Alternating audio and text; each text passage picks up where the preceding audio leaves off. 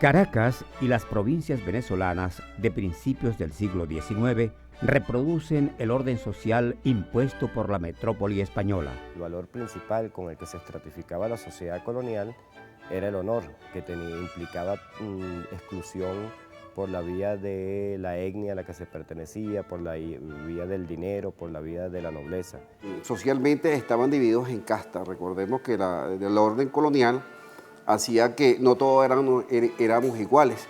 Un modelo socioeconómico sustentado en criterios raciales es indudablemente una condición propicia para el surgimiento de tensiones y, en consecuencia, de fuerzas emancipatorias dispuestas a romper con el orden de la desigualdad. Sino que vemos hacia abajo, esa pirámide social vemos hacia abajo, también se habían creado expectativas. Los esclavos obviamente aspiraban a una libertad y los pardos a una igualdad. Y eso más o menos era lo que de alguna forma venía, digamos, conformando ese ambiente social y ese ambiente político en la ciudad de Caracas. Recordemos que la sociedad de 1810 y 1811 es una sociedad excluyente, es una sociedad de castas, es una sociedad donde el poder político y los privilegios estaban limitados a la clase dominante. Por lo tanto, ni la Junta de 1810 ni el Congreso de 1811 escapan a esa realidad. Las expresiones libertarias como las de Gual España en 1797, el desembarco mirandino en 1806, además de las rebeliones afrovenezolanas del siglo XVIII y la jamás derrotada resistencia indígena, son fiel ejemplo del sentir de la época. La conspiración mantuana de 1808, al igual que los acontecimientos de 1810, significan la concreción política de las aspiraciones de una rebeldía latente.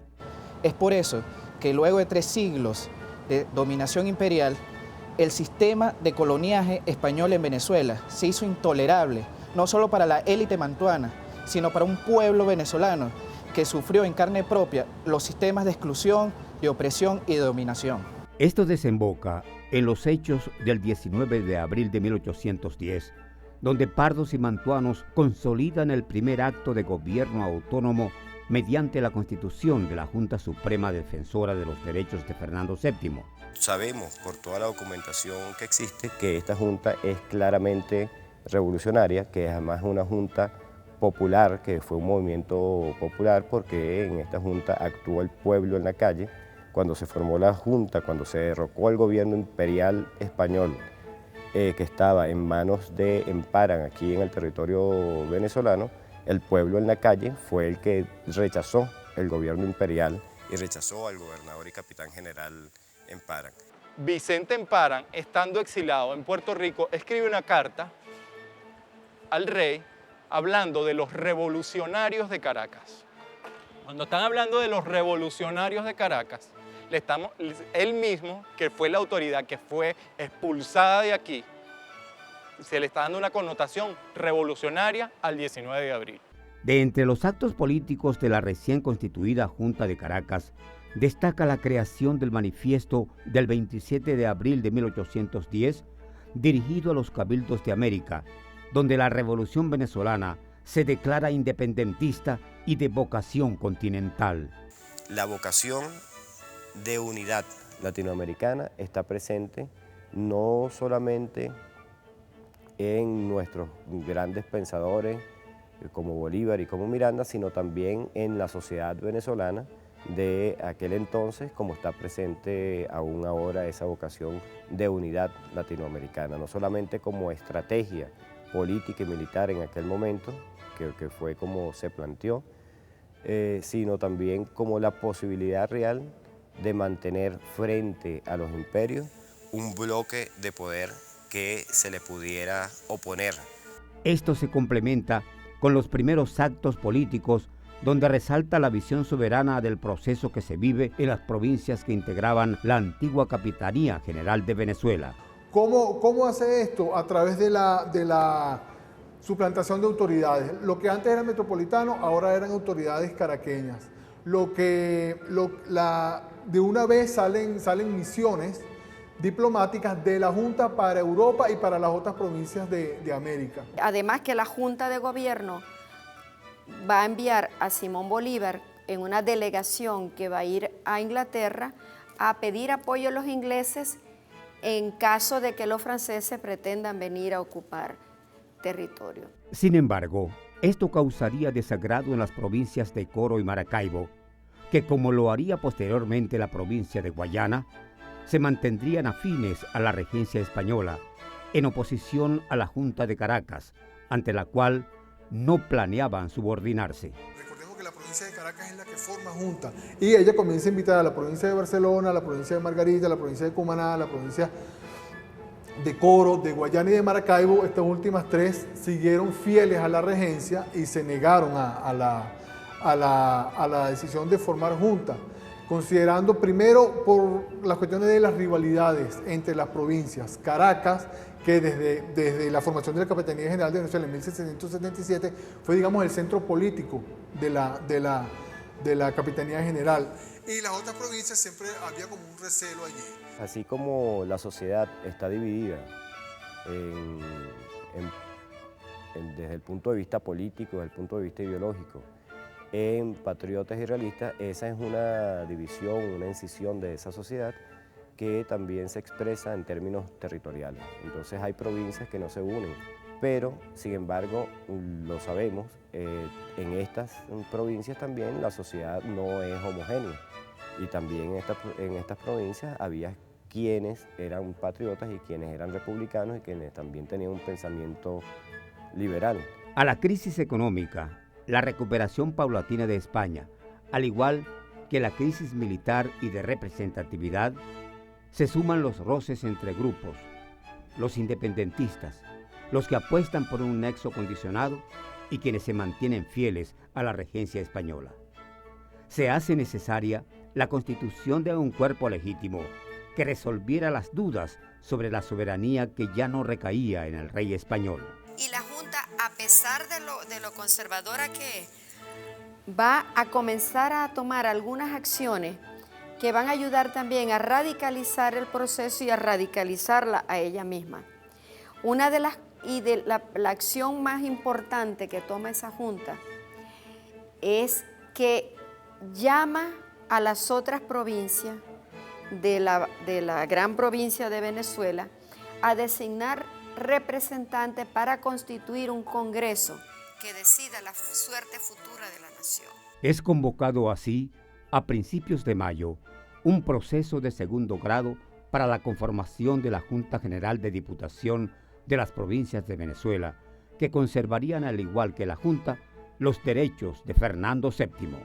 Esa Junta llama a un congreso, se hace un reglamento que lo hace Juan Germán Rocio, un reglamento para elecciones de un congreso constituyente. Esa misma Junta dice apenas el 20 de abril que próximamente serán convocadas todas las provincias para que nombren representantes y no le da el nombre de congreso, pero lo anuncia de una vez, ¿no? Anuncia que van a ser sometidas las decisiones y el gobierno supremo a la convocatoria de representantes de todas las provincias de lo que fue la Capitanía General de Venezuela. El objetivo del proceso electoral era obtener un cuerpo colegiado que representara a todas las regiones y que tuviera la suficiente fuerza para constituir un gobierno que pudiera negociar con las provincias que no se habían sumado. Por otro lado, que pudiera dictar leyes que tuvieran la suficiente fuerza para cohesionar a la población, que la gente se sintiera representada y sintiera que había un proceso que le era propio. Y por otro lado, que pudiera negociar con los estados europeos, incluyendo España, que estaba bajo una crisis porque estaba invadida por Francia, por Napoleón. Son escogidos los diputados que habrían de legislar ante la crisis de la metrópoli en una institución que devendría, ante la dinámica histórica, en Congreso Constituyente. Juan Germán Rocio redactaría el reglamento de este proceso electoral venezolano. No existía, por supuesto, una normativa, así que el secretario de la Junta Suprema de Caracas, Juan Germán Rocio, abogado, es el encargado de redactar el estatuto electoral.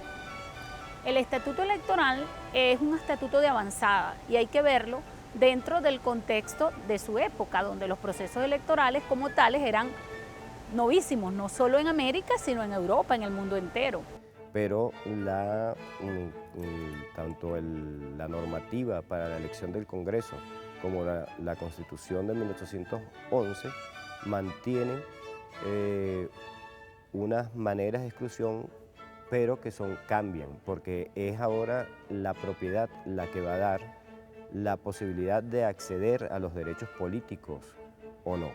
Es lo que se llama censitario, es decir, no todos podían votar. ¿Quiénes podían votar? Los que tenían 2.000 pesos anuales de renta. 2.000 pesos anuales de renta suena a una cifra abstracta, pero te lo voy a poner en contexto. Un esclavo costaba entre 150 y 300 pesos. Una jornada costaba un real y medio. Es decir, que tener 2.000 pesos de renta, y de renta es de ganancia. Además de eso, había que tener casa propia. Había que ser vecino. Para ser vecino había que tener casa fundada. Había que ser casado.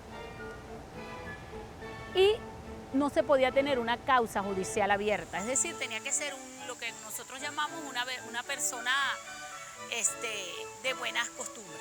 El 2 de marzo de 1811 se reúnen en Caracas los representantes electos de las 7 provincias de la Confederación Americana de Venezuela del continente meridional, donde adoptan el título de Supremo Congreso de Venezuela.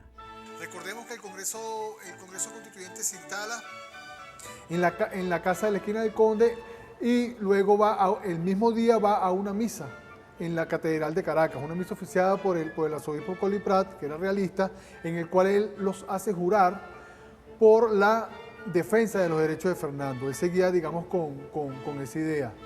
Pero ellos, en la misma acta de 2 de marzo, se lee que los diputados se comprometían y juraban a no dar descanso a su actividad hasta no lograr la independencia y de oponerse a toda forma de dependencia frente a otras potencias. Que además va a ser el primer congreso autónomo, libre, electo, que se instala en todo el continente americano ocupado por España. La Junta Suprema de las Provincias de Venezuela cumple funciones hasta ese día.